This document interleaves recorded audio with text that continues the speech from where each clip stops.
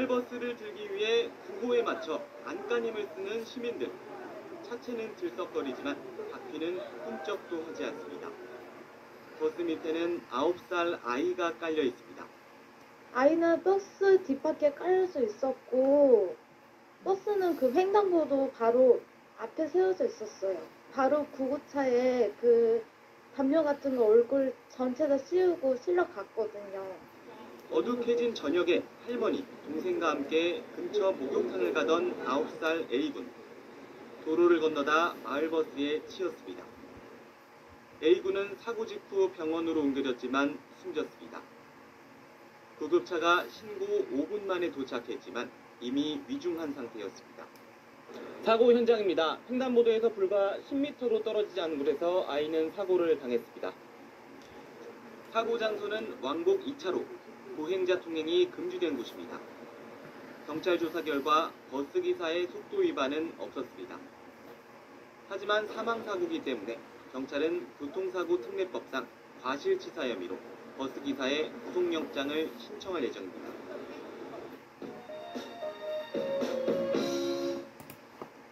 경의선 철길 건널목을 건너던 마을버스가 시동이 꺼지면서 열차와 부딪혀 5명이 다쳤습니다.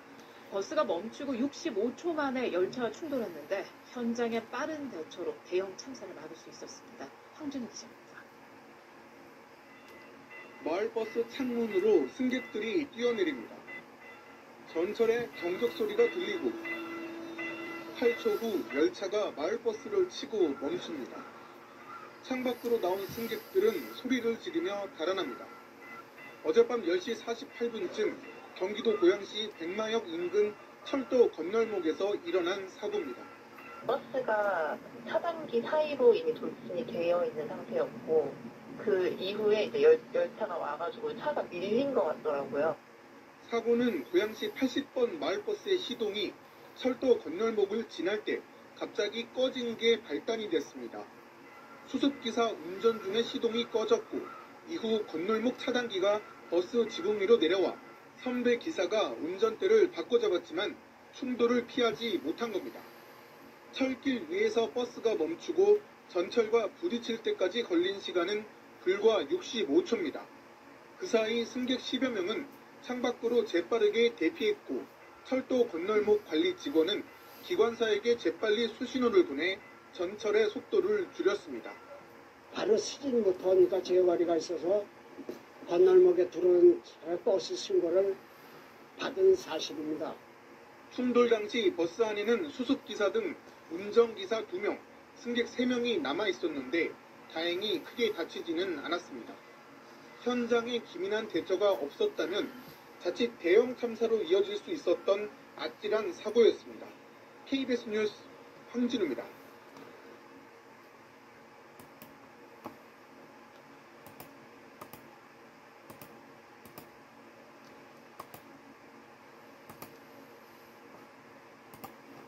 네, 비탈길에 세워둔 마을버스가 굴러내려가 인도를 덮치고 차량을 들이받았습니다.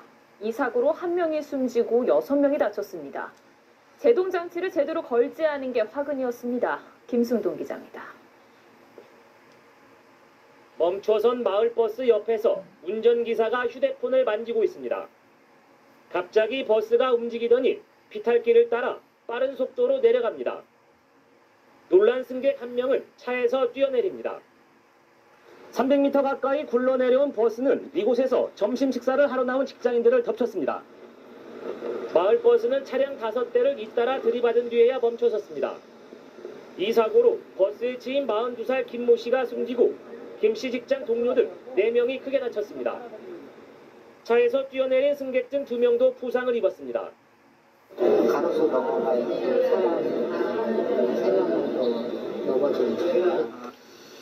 버스기사 67살 이모 씨는 경찰 조사에서 용변을 보기 위해 잠시 차를 세워두고 내렸다고 진술했습니다. 하지만 제동장치를 제대로 해놓지 않았습니다. 시동을 걸고 기어를 중립으로 놓고 사이드를 완전히 안 채운 채로 내린 것 같다. 이렇게 지난달 21일에도 SUV가 운전자 없이 200여 미터를 굴러내려가 1명이 숨지고 3명이 크게 다쳤습니다. 이 사고 역시 운전자가 제대로 브레이크를 걸어놓지 않아 일어났습니다. TV조선 김승도입니다.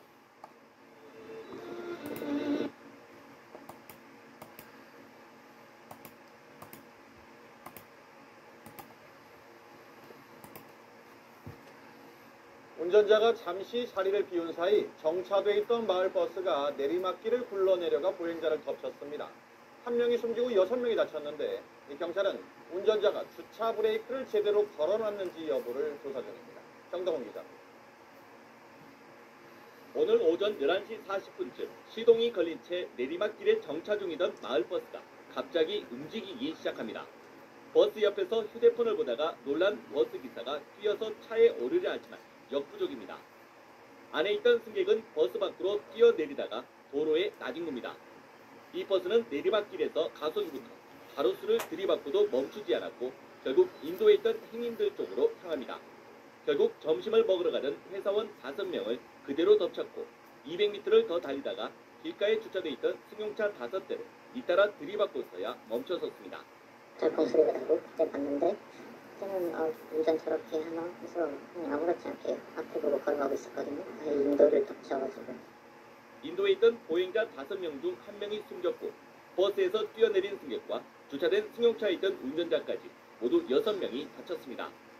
갑자기 덩탕탕 소리가 나가지고 밖에 나와보니까 여기는 차들 다 치고. 경찰은 버스기사 67살 이모 씨가 차에서 내리기 전 브레이크를 제대로 조작했는지 조사해 과실이 드러나면 형사 처벌할 방침입니다. MBC 뉴스 정동훈입니다.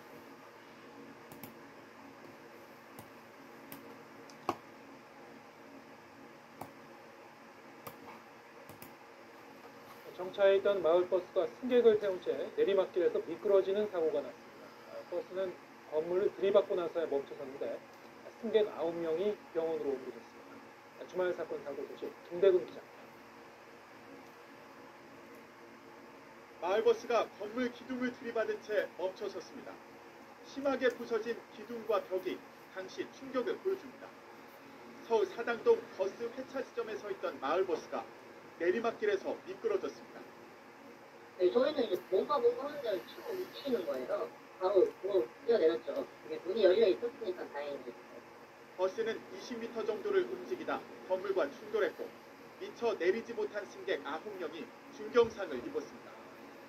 경찰은 버스기사가 창문을 닫으려고 잠시 차에서 내린 사이 사고가 난 것으로 보고 원인을 조사하고 있습니다. 사고 경위는 조사할 예정입니다. 지금 회차 지점이었다고 하더라고요. 거기서 왜 밖에 붙어있던 차가 또 내려가고 갔는지는 저희가 확인을 해봐야죠.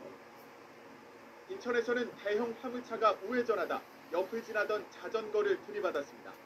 이 사고로 자전거를 몰던 70대 노인이 숨졌습니다. 경찰은 화물차 운전자를 과실치사 혐의로 입건하고 사고 경위를 조사하고 있습니다. 안성에서는 음식점 손님들을 태운 보트가 저수지에서 전복돼 1명이 중태에 빠졌습니다.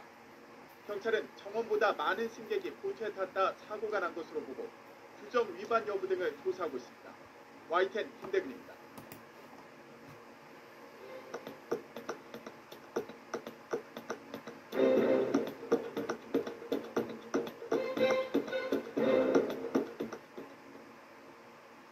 열흘 전 사당동에서 마을버스가 내리막길에서 미끄러져 건물을 들이받은 사고가 발생했습니다. 입사한 지 1년이 채 안 된 운전기사가 안전조치를 제대로 취하지 않은 것으로 조사됐습니다.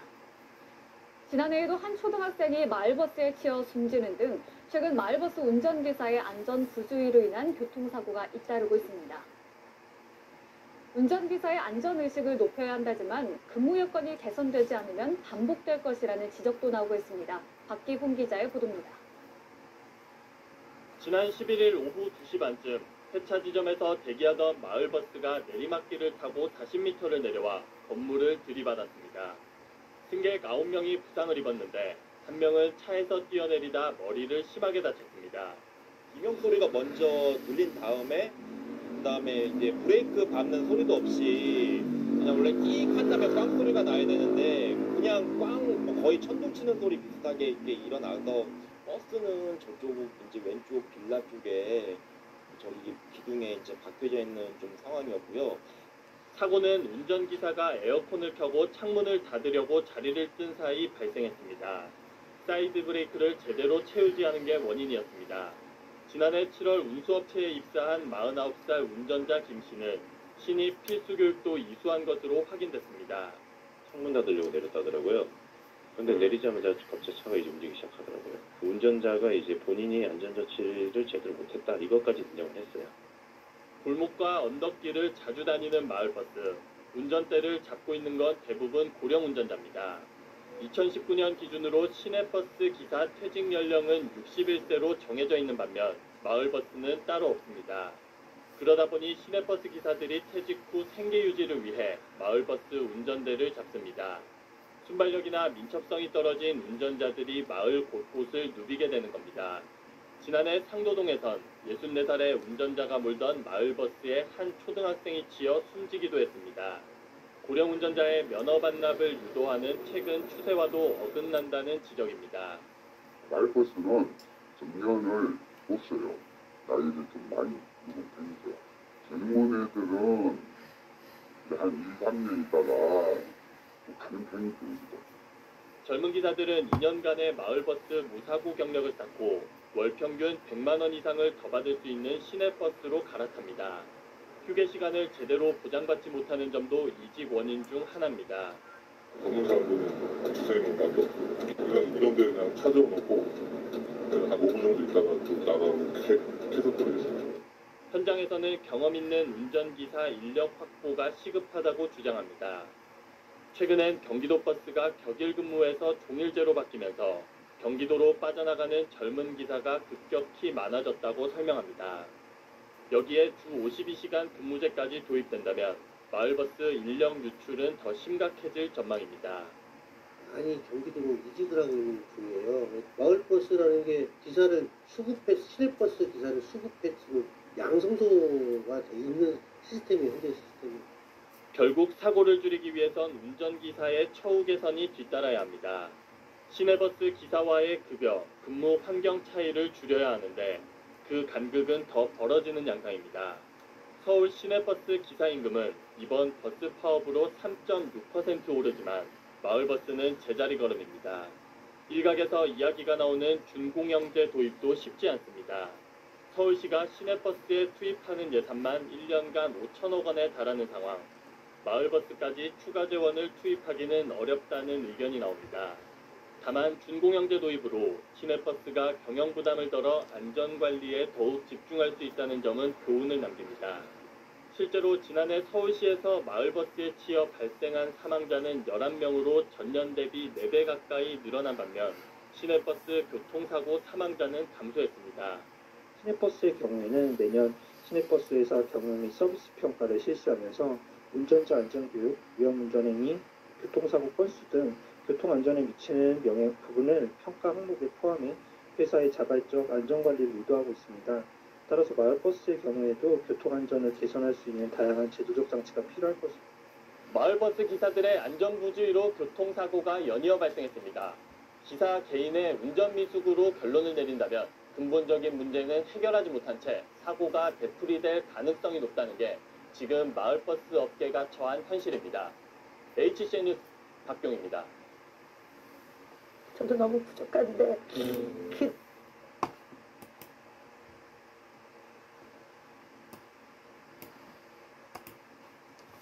경기 양주시에서 층간소음 갈등이 원인인 것으로 추정되는 살인사건이 벌어졌습니다. 강원도 춘천에선 아파트에서 불이 나 주민 100여 명이 대피하기도 했습니다. 주말 사건 사고 소식 신지수 기자가 보도합니다. 아파트 창문에서 새빨간 불길이 솟아오릅니다. 오늘 오전 7시 반쯤 강원도 춘천시 동래면의 한 아파트 8층에서 불이 났습니다. 불은 30분 만에 꺼졌지만 주민 100여 명이 대피했고 연기를 마신 60대 여성 1명이 병원으로 옮겨졌습니다. 버스 조수석 부분이 형체를 알아보기 힘들 정도로 찌그러졌습니다. 오늘 오전 11시 반쯤 서울 노원구 하계역 인근에 달리던 시내버스가 가로수를 들이받았습니다. 버스 안에 타고 있던 승객 17명이 다쳤습니다. 경찰은 버스 기사가 졸음운전을 한 것으로 보고 사고 경위를 조사하고 있습니다. 비슷한 시각 경부고속도로 서울 방향 서초 나들목 부근을 달리던 버스가 앞서가던 버스를 들이받는 사고가 발생했습니다. 이 차는 오른쪽이 좀 많이 파손돼 있었고 왼쪽 유리도 다 박살나 있었습니다. 이 사고로 운전자와 승객 등 14명이 다쳤습니다. 사고 수습을 위해 일부 차로가 통제되면서 한때 극심한 교통 정체가 빚어지기도 했습니다. 경찰은 앞서가던 버스가 끼어든 차량 때문에 급정거하면서 뒤따르던 버스가 속도를 줄이지 못해 사고를 낸 것으로 보고 있습니다. 오늘 낮 1시쯤 경기 양주시의 한 빌라에서 층간소음 갈등이 원인으로 추정되는 이웃 간 살인사건이 발생했습니다. 이제부터 콩콩콩 소리 났대. 내려가서 하지 마라. 그러니까 난 올라와서 유혹하고 그렇게 여기서 순간적으로 그렇게. 경찰에 검거된 40대 남성은 아래층에 사는 50대 남성과 시끄럽다며 다투다가 흉기를 휘둘러 살해한 혐의를 받고 있습니다. KBS 뉴스 신지수입니다.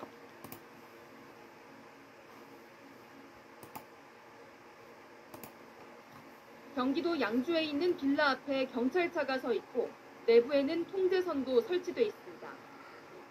건물 5층에 살던 40대 A씨가 아랫집 남성에게 흉기를 휘두른 건 어제 낮 1시쯤. 사건 발생 직후 A씨는 직접 소방에 신고한 것으로 전해졌습니다. 아들 얘기가 부는 게 어려우니까 아저씨를 이렇게 쓰러져 있게 해서 아들이 무서우니까 아버지를 전화하니까 그걸 신고를 해라. 쿵쿵 소리가 시끄럽다며 항의한 A씨를 아랫집 남성이 찾아 올라가면서 말다툼이 시작됐고 결국 범행으로 이어진 겁니다. 윗집이 아랫집의 소음을 문제 삼으며 살인사건으로 이어진 건데 이웃들은 평소에도 두 사람이 소음으로 갈등을 빚었다고 말합니다.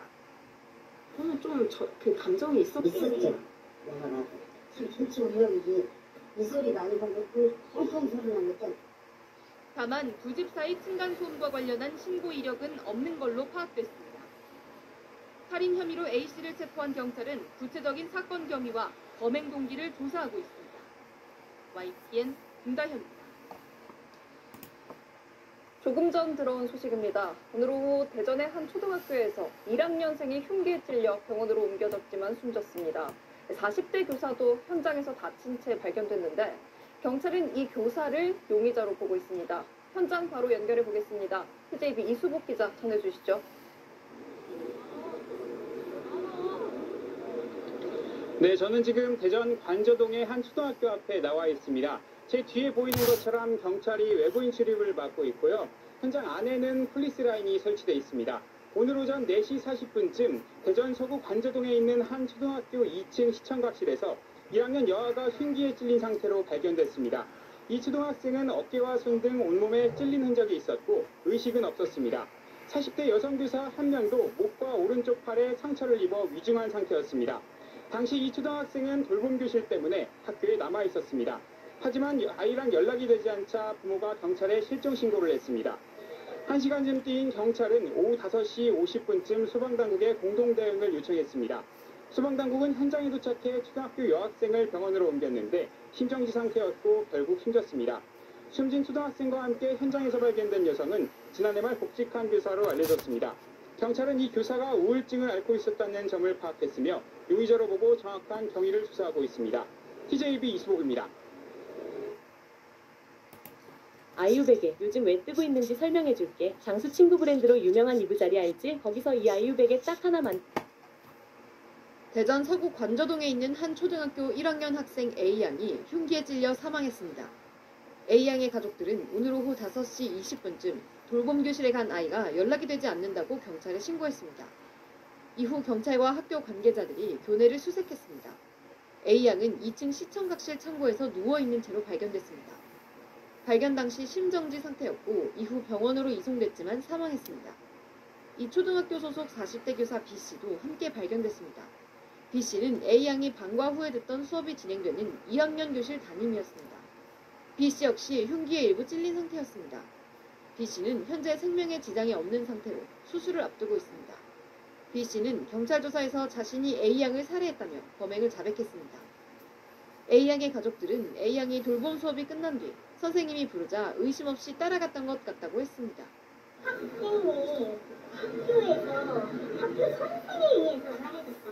이게 도저히 이해는 못 가. 그럼 애들이 학교를 어떻게 다녀? 이건 애들이 학교를 갈 수가 없잖아. 경찰은 B씨 수술이 끝나는 대로 구체적인 범행 동기 등을 수사할 예정입니다.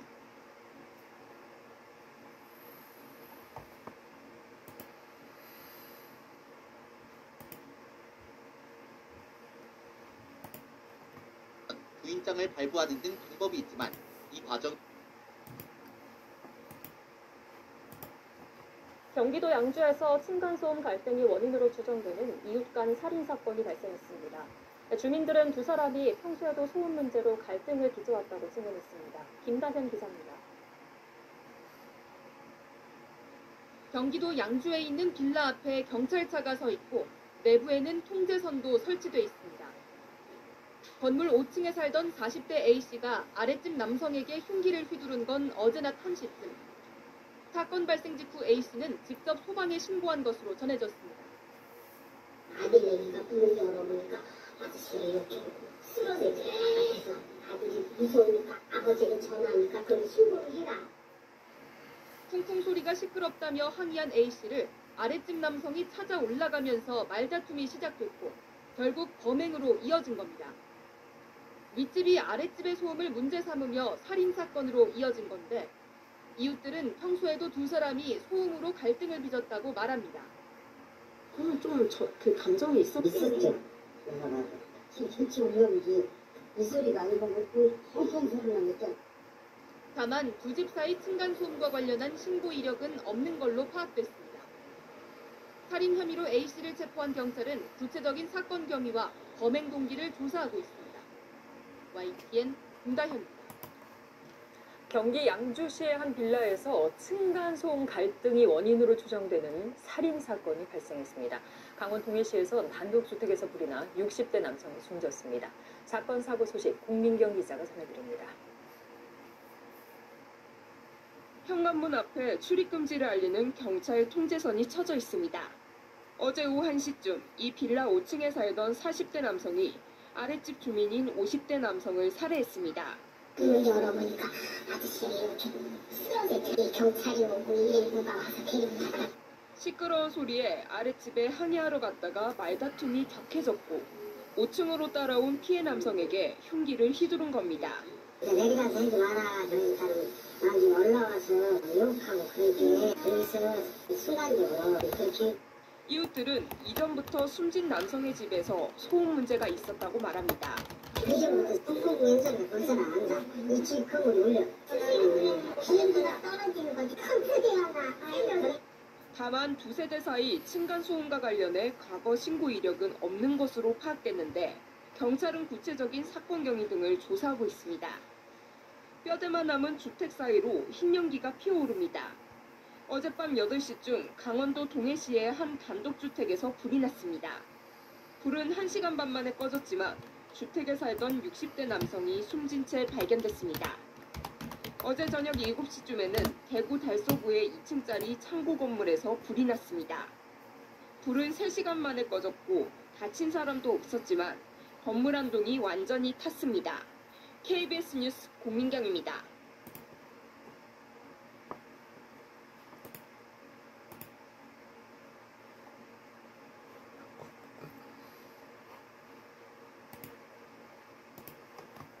경기도 양주시의 한 빌라에서 이웃 간 살인사건이 발생했습니다. 원인은 층간소음으로 추정됩니다. 또 강원도 동해시에서는 단독주택에서 불이 나 60대 남성이 숨졌습니다. 사건 사고 공민경 기자입니다. 현관문 앞에 출입금지를 알리는 경찰 통제선이 쳐져 있습니다. 어제 오후 1시쯤 이 빌라 5층에 살던 40대 남성이 아랫집 주민인 50대 남성을 살해했습니다. 문을 열어보니까 아저씨가 이렇게 쓰러져 있더니 경찰이 오고 119가 와서 데리고. 시끄러운 소리에 아랫집에 항의하러 갔다가 말다툼이 격해졌고 5층으로 따라온 피해 남성에게 흉기를 휘두른 겁니다. 내려가서 하지 마라 그러니까 나중에 올라와서 욕하고 그러게 그래서 순간적으로 그렇게. 이웃들은 이전부터 숨진 남성의 집에서 소음 문제가 있었다고 말합니다. 그전부터 똥콩 연설을 벌써는 안다. 이 집 건물이 올려. 기름보다 떨어지는 거지 큰 크게 하나. 다만 두 세대 사이 층간소음과 관련해 과거 신고 이력은 없는 것으로 파악됐는데 경찰은 구체적인 사건 경위 등을 조사하고 있습니다. 뼈대만 남은 주택 사이로 흰 연기가 피어오릅니다. 어젯밤 8시쯤 강원도 동해시의 한 단독주택에서 불이 났습니다. 불은 1시간 반 만에 꺼졌지만 주택에 살던 60대 남성이 숨진 채 발견됐습니다. 어제 저녁 7시쯤에는 대구 달서구의 2층짜리 창고 건물에서 불이 났습니다. 불은 3시간 만에 꺼졌고 다친 사람도 없었지만 건물 한 동이 완전히 탔습니다. KBS 뉴스 공민경입니다.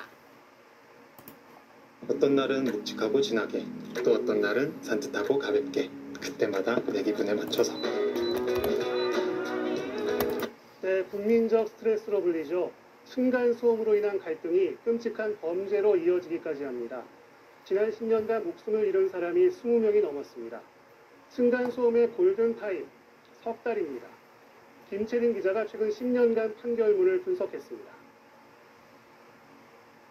한 남성이 강아지를 안고 집 안으로 들어갑니다. 잠시 후 모자를 뒤집어 쓴 남성이 계단으로 올라와 힘껏 병을 던지고 서둘러 사라집니다. 현관문을 발로 마구 차기도 합니다. 소음 피해를 호소하던 이웃 주민이었습니다. 제가 없을 때 그 소리가 나는데도 저희하고 와서 생각했습니다. 처음엔 말로 시작된 항의, 3개월 뒤엔 물리적 위협으로 이어진 경우입니다. 결국 이 남성은 스토킹 처벌법 위반 혐의로 벌금 500만 원 처분을 받았습니다. 이 사람이 지금이야 이렇게 병을 던지고 발로 차는 거에서 다치겠지만 저도 등록을 뭐 조사를 못하면은 또 혹시 모를 일이 생길 거라는 생각을 하니까. 소음 갈등이 더 극단적 범죄로 비화하는 일도 끊이지 않고 있습니다. 최근 10년간 이웃 사이 소음 갈등으로 촉발된 살인사건 판결문을 전수조사했더니 모두 22명이 살해됐습니다. 피해자가 위독했던 경우를 더하면 희생자는 35명까지 늘어납니다. 미수까지 포함하면 훨씬 많은 인원들이 1년에 적게 잡아도 3-4명 정도가 살해당하고 있는 소음 분쟁 살인사건의 72%는 범행 전 피해자와 가해자의 갈등이 석 달 이상 이어졌다는 공통점이 있습니다. 서로가 예를 주고받는 시간들이 통상적으로 몇 개월이 흘러가요. 정말 짧게 잡으면 3개월에서 6개월 사이까지는 저희들은 층간소음 골든타임이라고 그러는데 골든타임 안에 공권력이나 행정당국의 적극적 개입이 최악의 사태를 막는 열쇠가 될 수 있다는 지적입니다. 스토킹이라든가 가정폭력과 같이 적극적으로 가해자와 피해자의 분리를 하고 어떤 피해자 신변 보호를 하고 있고 경찰에 접수되는 층간소음 신고는 하루 100건 이상, 90% 이상은 반복 신고인 만큼 층간소음 112 신고 코드 신설 등 범죄 예방을 위한 적극적 대책이 필요합니다. KBS 뉴스 김채린입니다.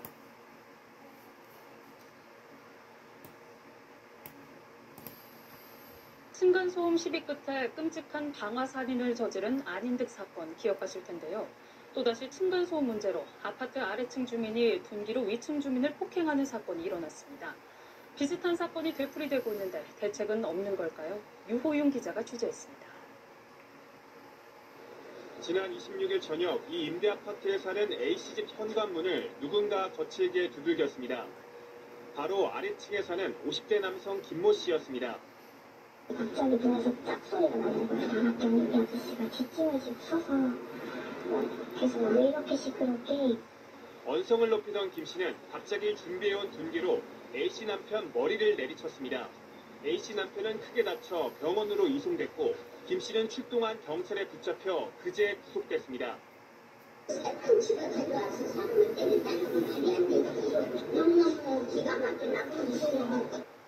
A씨 가족은 평소 김 씨가 층간소음 문제로 위협적인 행동을 반복해왔다고 말합니다.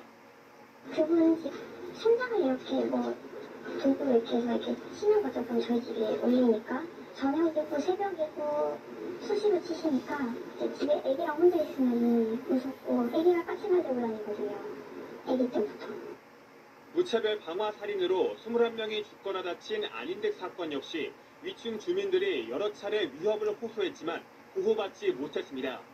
현재 국회에는 이웃을 위협하거나 폭행한 공공임대주택 거주자를 강제로 내보내도록 한 법안 2건이 계류 중입니다.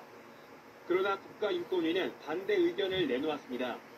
입법 목적은 정당하지만 공공임대주택 주민의 주거권을 과도하게 침해할 우려가 있어 바람직하지 않다는 취지입니다. 그 상태에서는 좋은 시도를 해주고 싶지만 법적으로 뭐가 돼 있는 게 없습니다. 또 경찰이나 알아보고 해줘 하는 말이 우리나라 법이 참 그래요. 위협적인 이웃 주민으로부터 보호받아야 할 권리와 임대주택에서 쫓겨나지 않고 살 수 있는 권리 사이에 균형을 갖춘 대책이 필요해 보입니다. KBS 뉴스 유호윤입니다.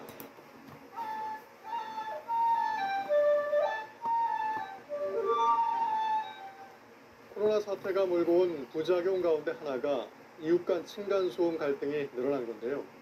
전남 여수에서는 층간소음 갈등으로 폭력 사태까지 발생해 2명이 사망하고 2명이 다치는 일까지 벌어졌습니다. 먼저 손준수 기자입니다. 아파트 9층 복도에 경찰 출입 통제선이 쳐 있습니다. 아래층에 살던 30대 남성 A씨가 이곳에 올라온 건 오늘 새벽 0시 반쯤. 평소 층간소음으로 불만이 있었던 A씨는 아파트 위층으로 올라와 말다툼거리다가 흉기를 휘둘렀습니다. 위층 40대 부부는 흉기에 찔린 뒤 현장에서 숨졌습니다. 이 부부와 함께 살던 60대 부모 역시 다투는 소리에 놀라 나왔다가 아래층 남성의 흉기에 크게 다쳤습니다. 방 안에 있던 10대 자매는 화를 면했습니다. 아래층 남성은 범행 후 본인의 아파트로 돌아온 뒤 경찰에 전화를 걸어 자수했습니다.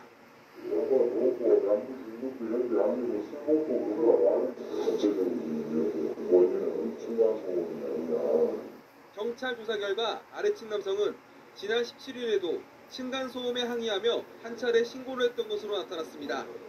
이웃 주민들은 두 집 사이에 평소에도 층간소음으로 다툼이 있었다고 말합니다.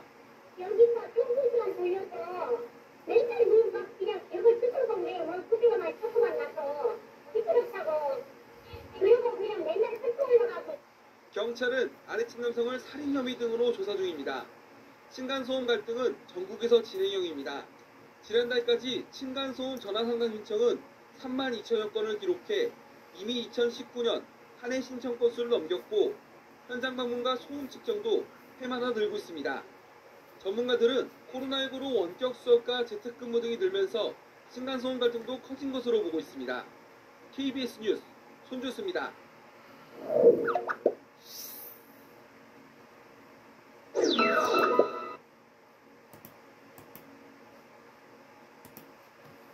층간소음 문제로 갈등을 빚던 이웃 사이에 흉기 난동이 벌어졌습니다. 연립주택에서 아래층 남성이 위층 여성에게 흉기를 휘둘러 여성이 병원으로 옮겨졌습니다. 박ун 기자가 취재했습니다.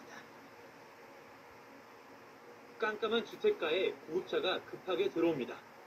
순찰차가 뒤따라오더니 잠시 후 한 남성이 수갑을 찬 채 경찰에 이끌려 나옵니다. 어젯밤 10시쯤 전북 군산의 한 연립주택에서 35살 A씨가 위층에 사는 30대 여성에게 흉기를 휘둘렀습니다.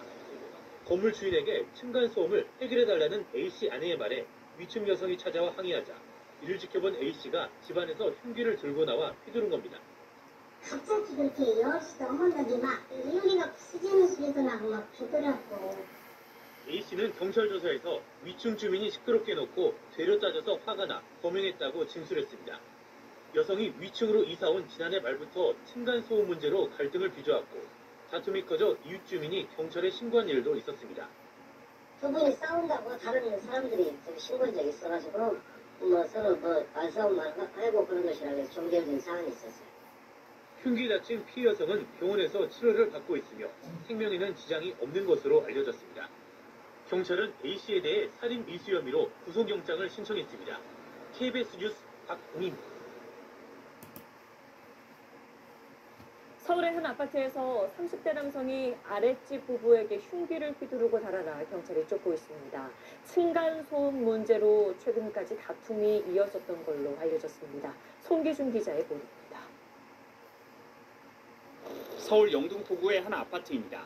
킥보드 2대가 쓰러진 채 놓여 있고 나무 의자는 앉을 수 없을 정도로 부서졌습니다.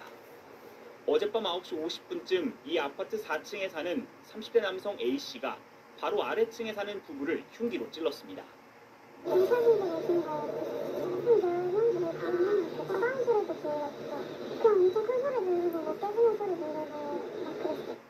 남성은 범행을 저지른 뒤 제 뒤에 보시는 이 길을 통해서 범행 현장과 약 10분 정도 거리에 있는 이 지하철역으로 들어갔습니다.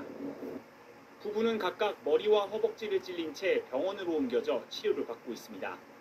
경찰은 이들이 층간소음 문제로 갈등을 빚어왔다는 점에 주목하고 있습니다. 사람들이 얼마나 이상한지 잘 모르겠는데 그전에 지나서 지나면서 바퀴 더 올라가고 내려가고 뭐 소리가 보니 비슷했고.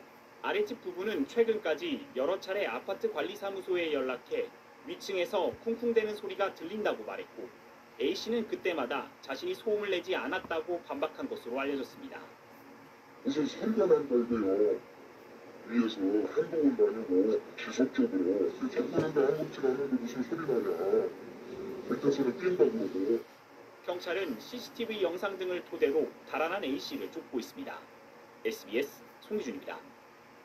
네, 안녕하십니까. 김현우입니다. 더 많은 뉴스와 라이브 이벤트를 보고 싶으시면 화면 오른쪽을 눌러서 구독해 보시길 바라겠습니다. 또 저희 SBS 앱을 다운로드 하시면 속보 알림도 받아보실 수 있습니다. 항상 저희 SBS 뉴스를 시청해 주셔서 대단히 고맙습니다.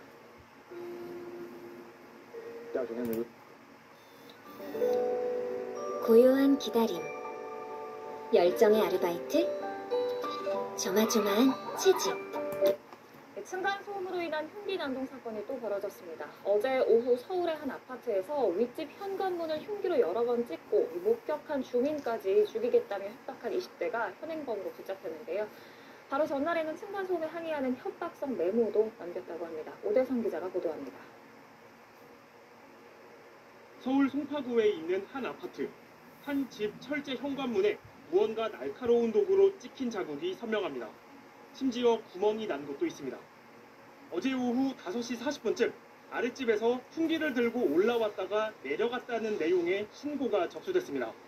눈살 잡고 담배 이렇게 피고 이렇게 팔을 치고 들고 이렇게 벽에 이렇게 위로 미치고 한번 눈으로 쳤대요. 신고 5분 후 현장에 도착한 경찰은 계단에 흥분한 상태로 있는 20대 남성 A씨를 찾아냈고 난동을 부린 당사자임을 확인해 현행범으로 체포했습니다. 곧이어 경찰은 A씨의 집으로 가 범행에 사용한 길이 90cm짜리 흉기도 압수했습니다. 경찰 조사 결과 A씨는 범행 바로 전날 자신이 사는 바로 윗집에 발소리 등을 내지 말라며 심한 욕설을 담은 협박성 메모를 여러 장 붙여놨던 걸로 파악됐습니다. 현관문을 찍은 집도 자신이 사는 곳 바로 윗집이었습니다.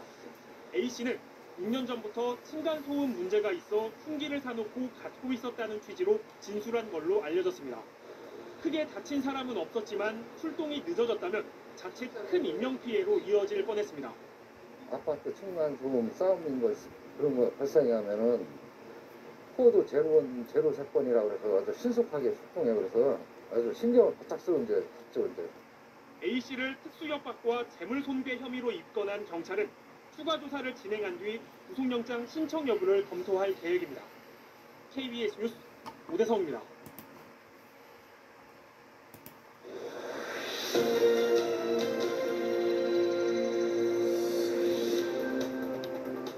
코로나19 때문에 재택근무하는 사람이 많아지고 또 집에 머무는 시간이 늘면서 요즘 우리 윗집이 원래 이렇게 시끄러웠나 이런 생각 든다는 사람이 많습니다. 실제로 층간소음을 둘러싼 민원 건수가 전년 같은 기간보다 훨씬 더 많아진 걸로 나타났습니다. 그래서 저희는 이웃집 문제뿐 아니라 건설회사의 시공 문제까지 짚어보는 층간소음 문제 연속 보도를 준비했습니다. 오늘은 이웃 사이에 벌어지는 갈등과 그 대처법부터 살펴보겠습니다. 박찬근 기자, 임상범 기자가 전해드립니다. 30대 주부 A씨의 악몽은 반년 전 윗집이 이사 오면서 시작됐습니다. 코로나 이전 같았으면 학교나 직장에 가 있을 낮 시간에도 윗집 초등학생 뛰어노는 소리, 윗집 아저씨가 발뒤꿈치로 쿵쿵 걷는 소음에 시달리게 됐습니다. 놀이터를 못 나가니까 집에서 논다라고 생각하는 것 자체가. 경기 하남시에 사는 30대 주부 B씨도 비슷한 일을 겪었습니다. 무섭어요, 확실히. 일단은 주말에 외출을 못하니까 서로가. 얼마나 시끄러울까? 오늘 측정 진행하실 건데요. 혹시 좀 어디서 소음이 많이 들리세요? 취재진이 한국환경공단과 함께 윗집에서 나는 소음을 24시간 측정해봤습니다. 망치질 수준의 소음, 어른이 뛰는 정도의 소음, 금속 접시를 바닥에 떨어뜨리는 정도의 소음들이 잇따라 소음 측정기에 기록됐습니다. 불편함을 느끼거나 또 그 소리가 반복적으로 계속 되면 예민하게 느껴지는 그런 상황입니다. 층간소음은 곧잘 분쟁으로 이어지기도 합니다. 서울 강북구에 사는 50대 주부 C씨. 집이 비어있는데도 층간소음 때문에 못 살겠다는 아랫집의 항의에 시달렸다고 주장합니다.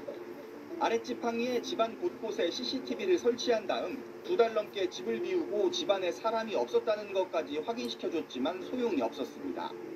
아랫집 남성은 계단 난간을 둔기로 내리치며 여러 차례 위협했고 계단복도 쓰레기통을 발로 차는 등 폭력적인 항의를 계속했습니다. 한밤중 현관에 대고 입에 담기 힘든 욕설을 뱉고 고함을 치기도 했습니다. 결국 윗집은 이사를 결정했습니다. 저희들은 할 수 있는 방법은 다 했거든요. 원룸을 잡아서 생활하고 있어요.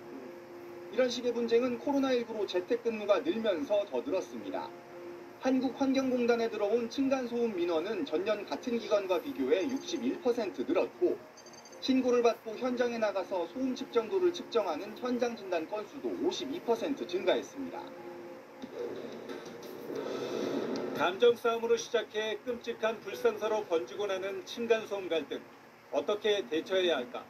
정부가 정한 공동주택 층간소음 규칙을 보면 낮엔 57dB, 밤엔 52dB이 넘으면 층간소음에 해당한다고 되어 있습니다. 소음이 기준치를 넘는지 확인하려면 환경부에 있는 층간소음 이웃사회 센터에 측정을 요청하거나 자기 돈 들여 전문업체에 의뢰하면 됩니다. 이런 절차를 거치지 않고 환경부와 각 지자체의 환경분쟁조정위원회나 국토부 산하 공동주택관리 분쟁조정위원회에 중재를 부탁할 수 있습니다. 환경분쟁조정위원회는 소음 피해를 인정해 배상 결정을 내리기도 하는데 70만 원 수준입니다. 그래도 잘 해결이 안 되니 소송까지 가는 겁니다. 그 증거를 확보해야 되는데 그게 굉장히 어렵잖아요. 그러니까 비용, 시간, 노력을 따져보면 소송은 좋은 방법은 아니죠. 독일은 일정 수준 이상의 소음을 내면 최고 5,000유로, 우리 돈 700만 원 가까운 과태료를 물리고 미국에선 여러 차례 소음이 반복될 경우 강제 퇴거까지 가능합니다. 4집 중 3집이 공동주택에 살며 누군가의 윗집이자 아랫집인 상황에서 재택근무로 집콕이 길어지는 만큼 이웃 탓만할 게 아니라 정부 차원의 실효성 있는 층간소음 대책 마련이 시급해 보입니다. SBS 임상범입니다.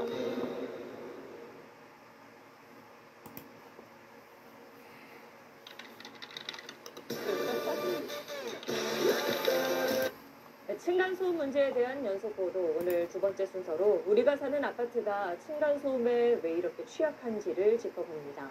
건설사들의 부실 시공 문제, 또 건물 구조적인 부분까지 다각적으로 살펴보고 대안도 고민해봤습니다. 박창근, 임상범 기자가 차례로 전해드립니다. 벽을 타고 들리는 소음에 부부는 잠을 설치고 아이도 깜짝 놀라기 일쑤입니다. 층간소음이다, 아니다, 윗집 아랫집과 다투다 경찰서까지 들락거렸던 부부의 귀에 마침내 소음의 원인이 잡혔습니다. 정말 생각지도 못한 곳에서 소리가 들리기 때문에 밤새 그 원인을 찾다 보니까 엘리베이터 소리더라고요. 관리사무소를 통해 시공사에 여러 번 항의했지만 나아진 건 없습니다. 작년에 전세대가 엘리베이터 교체까지만 좀 참아주셔야 안 되냐. 부실 시공은 이것뿐만 아닙니다. 2019년 5월 감사원 감사보고서를 보겠습니다. 완공아파트 191세대를 골라 층간소음을 측정했는데 96%는 짓기 전 사전인정 시험 때보다 등급이 낮게 나왔고 60%는 아예 기준치를 충족하지 못했습니다. 층간소음을 줄이려면 콘크리트 슬래브부터 완충제, 경량기포 콘크리트, 마감 모르타르 등을 규정 두께에 맞춰 제대로 된 소재로 깔아야 합니다. 하지만 다 지은 아파트 바닥을 뜯어볼 수 없다는 점을 노려 부실 시공을 한 비율이 88%나 됐습니다. 사전 인증만 눈속임으로 통과하면 실제 시공 과정에서 싸구려 자재로 대충 지어도 막을 방법이 없습니다. 실험실은 10배 압축한 걸 갖다가 현장에서는 3배 압축하죠. 그러면 돈이 덜 들 거 아닙니까? 그냥 깔아버리고 그냥 덮는 겁니다. 세금으로 짓는 공공아파트도 마찬가지입니다. SBS가 입수한 한국토지주택공사 LH의 내부 문건입니다. 최저가 입찰과 덤핑 수주로 값싼 바닥 완충제가 쓰이고 있고 이를 제재할 방법도 없고 재시공도 곤란하다고 나와 있습니다. 입주민들이 기준 미달에 대해 피해 보상 요구를 할 수도 있다는 대목도 있습니다. LH는 이에 대해 문제를 방치하려는 의도가 아니라 개선하기 위해 작성한 문건이라고 해명했습니다. 더 큰 문제는 입주민들이 이런 상황에서도 건설사를 상대로 집단 소송하기가 쉽지 않다는 겁니다. 일부 세대가 부담하기에는 소송 비용이 만만치는 않을 거예요. 층간소음 문제가 있다는 게 소문나면 더 큰 문제다라고 생각하는 경우가 많은 것 같습니다. 층간소음을 막기 위해 아예 아파트 구조를 바꿔보자는 시도도 있습니다. 우리나라는 현재 벽식 구조가 대세입니다. 시공이 쉽고 비용이 저렴해 30년 넘게 대부분의 아파트가 이 방법으로 지어졌습니다. 반면 일본이나 유럽은 내력벽이 없는 기둥식 구조가 많습니다. 우리나라도 1980년대 중반 이전에는 이 기둥 구조가 많았는데 건설사들은 층고가 높아 사업성이 떨어진다며 기피하지만 이 기둥식 구조가 층간소음이 덜합니다. 지금은 이제 35층, 50층 이렇게 올라가니까 가변성을 위해서는 기둥 방식으로 가는 것들이 바람직하고 소음 쪽에서도 벽식보다는 좀 더 유리할 것이다라고 하는 생각을 하고 있습니다. 세종시에는 기둥 구조로 된 오래가는 아파트라는 뜻의 장수명 아파트를 지어놨습니다. 기둥과 포가 바닥을 지탱하는 이른바 라멘 구조로 지어진 이 장수명 아파트는 기존의 벽식 아파트에 비해 층간소음 측정치가 5dB 이상 낮게 나타나고 있습니다. 이 정도면 입주민들이 소음 저감 효과를 충분히 체감할 수 있습니다. 도대체 사람들이 살지 않는가 이런 정도로 생각될 정도로 층간소음에 관한은 아주 좋습니다. 층간소음에서 배관도 중요한데 화장실에서 윗집 소음이 유난히 잘 들리는 건 바로 배관 때문입니다. 천정을 기준으로 했을 때 아랫집 천정에 붙은 배관을 윗집 바닥으로 올린 층상 배관으로만 바꿔도 소음이 줄어듭니다. 우리 집 내부에 배관들이 있기 때문에 이런 물을 사용할 때나 아니면 화장실 물을 내릴 때 이 배관 소음들이 아래층까지 전달이 덜 됩니다. 건설사들이 층간소음을 줄이기 위해 경쟁적으로 신기술 도입에 나설 수 있는 유인책뿐만 아니라 부실공사에 대한 징벌적 손해배상 등 강력한 처벌 방안을 함께 고민할 시점입니다. SBS 임상범입니다.